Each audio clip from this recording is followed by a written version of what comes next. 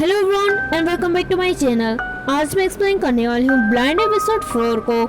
Episode की starting में हम उन्हीं बच्चों को देखते हैं जो कि आपस में बात कर रहे होते हैं। उनमें से एक बच्चा कहता है कि यहाँ से जाने के बाद मैं पिकनिक पर जाऊँगा और काफ़ी अच्छा खाना खाऊँगा। तभी दूसरा बच्चा कहता है कि यहाँ से जाने के बाद मैं स्कूल में जाऊँगा और बहुत सारा होमवर्क करूँगा। तभी नंबर 11 यूनजुन से पूछता है कि तुम क्या करोगे। तभी यूनजुन कहता है कि मैं तो सिर्फ बड़ा होना चाहता हूँ और अपने हाथ से कुछ इशारा करता है। उसके बाद हम उसी किलर को देखते हैं जो कि जूरी मेंबर की फोटो को डोर पर चिपका रहा होता है। फिर सारे डिटेक्टिव केस के बारे में बात कर रहे होते हैं। तभी रियोन का भाई वहाँ पर आ जाता है और वो अपना मोबाइल दिखाता है और कहता है कि इस रात को इसी टाइम पर मैंने उसे कॉल और मैसेजेस किए थे जब भी उसका मर्डर हुआ।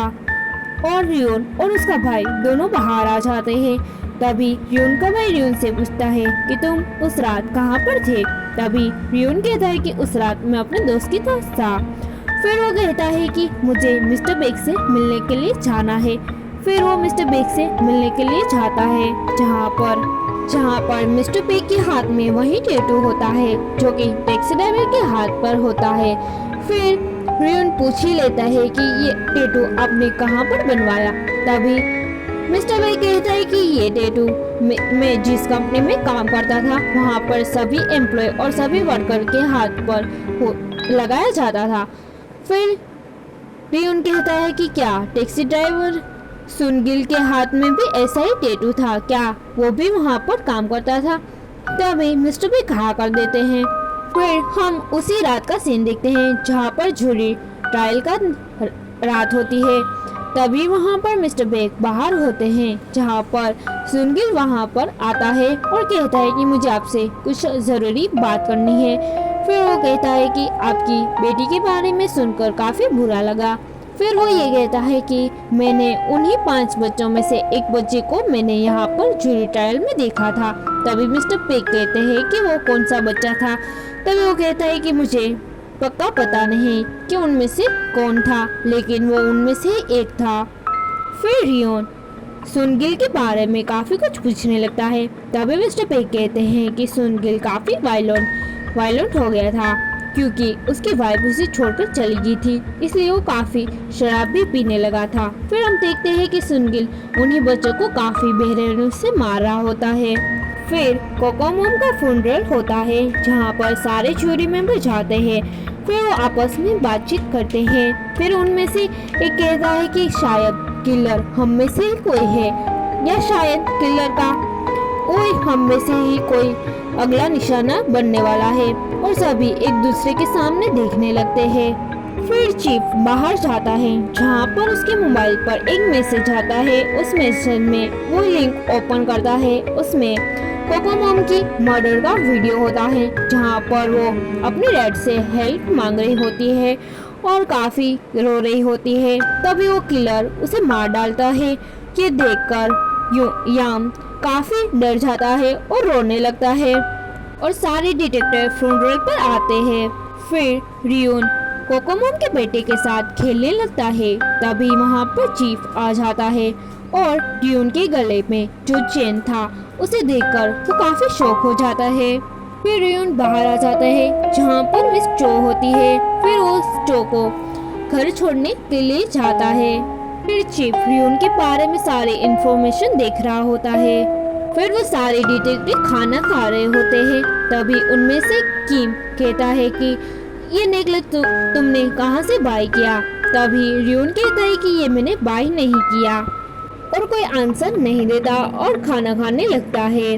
हम पास का सीन देखते हैं जहाँ पर चीफ एक लड़की के साथ बात कर रहा होता है। तभी वहाँ पर उसका भाई होता है और वो चीफ उसी लड़की से पूछता है कि तुम्हारा नाम यून जुंग है। तभी वो छोटा बच्चा कहता है कि हाँ उसका नाम यूनजुन है और मैं उसका भाई हूँ और मेरा नाम जॉन यूनचे है। और दोनों के गले पर वही नेकलेस होता है जो कि रियोन ने पहना था। फिर प्रेजेंट सीन में हम देखते हैं कि चीफ मिस्टर बेग को कॉल करते हैं और कहते हैं कि रियोन ही वो बच्चा है जिसने तुम्हारी और मेरी बेटी को मारा है। फिर मिस्टर बेक नर्स जो से मिलने के लिए जाते हैं, जो कि जो की मॉम होती है। फिर वो उससे पूछता है कि तुम्हें पता है ना यून जंग जे कहाँ पर है। नर्स जो मना कर देती है, वो कहती है कि मुझे इस बारे में कुछ नहीं पता। नर्स जो कहती है कि इस सब को 20 साल हो चुके हैं, इस सब को 20 साल हो चुके हैं और मुझे कुछ भी नहीं पता। फिर वो कहती है कि यहाँ पर कभी भी मत आना। तब मिस्टर बे कहता है कि उसने ही मेरी बेटी को मार डाला है, मेरी एक ही बेटी थी। और मिस्टर वहाँ से चले जाते हैं, जहाँ पर उसे मिस्टर बे को चीफ का कॉल आता है और कहता है कि मैंने उसे ढूंढ लिया, वो रियोन ही है जिसने तुम्हारी और मेरी बेटी को मार डाला है। फिर उसके बाद हम रियोन को देखते हैं, जो कि टैक्सी ड्राइवर पर नजर रख रहा होता है। उसके बाद उसे हॉस्पिटल से कॉल आता है। फिर वो हॉस्पिटल चला जाता है, जहाँ पर वो चंग से मिलता है, जहाँ पर रियोन कहता है कि ये परफेक्ट वेदर है मरने के लिए।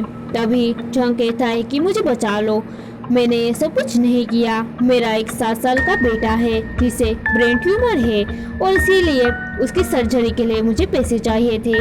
तभी एक दिन मुझे किसी का कॉल आया, उसमें वो कहता है कि अगर तुम्हें सर्जरी के पैसे चाहिए तो मैं तुम्हें दूंगा, लेकिन तुम्हें मेरा एक काम करना होगा। मैंने उसे पूछा कि तुम कौन हो। तभी वो कहता है कि तुम्हें पैसों से मतलब रखना चाहिए। मैं कौन हूँ ये तुम्हें जानने की जरूरत नहीं है। फिर वो कहता है कि तुम्हें मिस्टर बे की बेटी को किडनैप करना है और उसका फेक मर्डर क्रिएट करना है। शंग कहता है कि क्या तुम मुझे किसी को मार डालने के पैसे दोगे।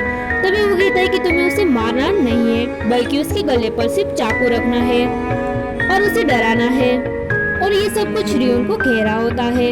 रियोन कहता है कि मैं तुम्हारी बातों पर कैसे यकीन कर लूं। जंग कहता है कि ये सारी बातें मैंने रिकॉर्डिंग की थी और ये रिकॉर्डिंग मिस्टर बेक के पास है। वो कहता है कि मिस्टर बेक और वो अपने आदमियों के साथ आए थे मुझे हॉस्पिटल में मारने के लिए, इसलिए मैंने उस रिकॉर्डिंग को उन्हें दे दिया था।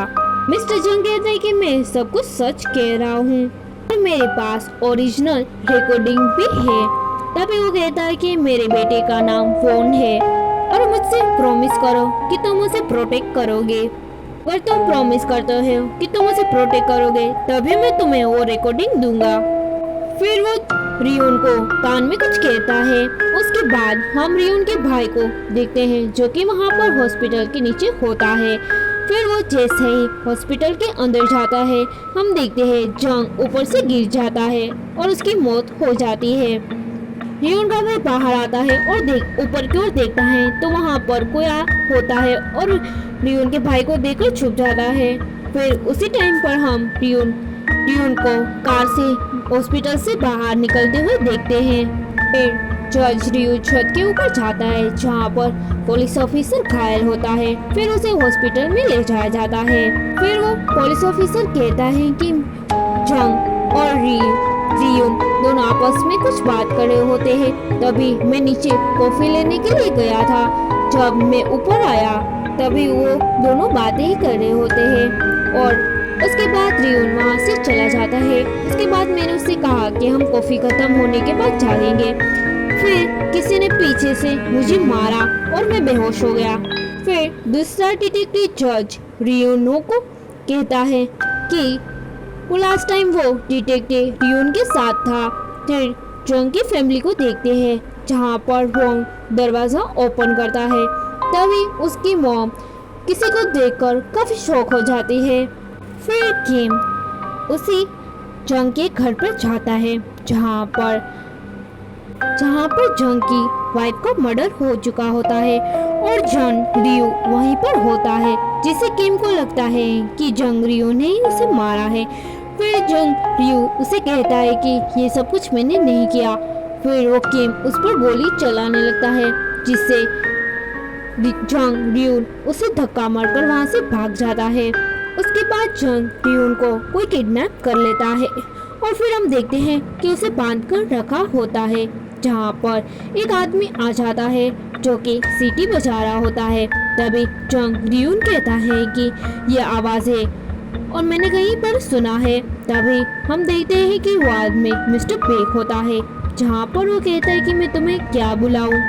वो कहता है कि मैं तुम्हें क्या जंग रियून कहूँ या फिर मैं तुम्हें जंग यून जे कहूँ। जंग रियून को तो कुछ भी समझ नहीं आ रहा था। तभी मिस्टर बे कहता है कि अगर तुम्हें बदला ही लेना था तो तुम मुझसे लेते, ना कि मेरी बेटी से। और तुमने मेरी बेटी को तभी मारा जब उसका बर्थडे था।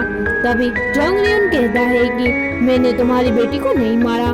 मिस्टर बे कहता है कि मैं तुम्हें काफी बेरहमी से मारूंगा और तुम्हें काफी टॉर्चर भी करूंगा।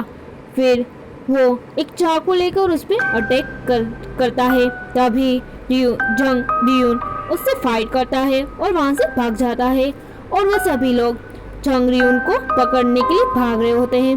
तभी वो जंगल में भाग रहा होता है और वो नीचे गड्ढे पर गिर जाता है और हम देखते हैं कि जंग रियून काफी घायल हो जाता है। फिर ये एपिसोड यहीं पर खत्म हो जाता है।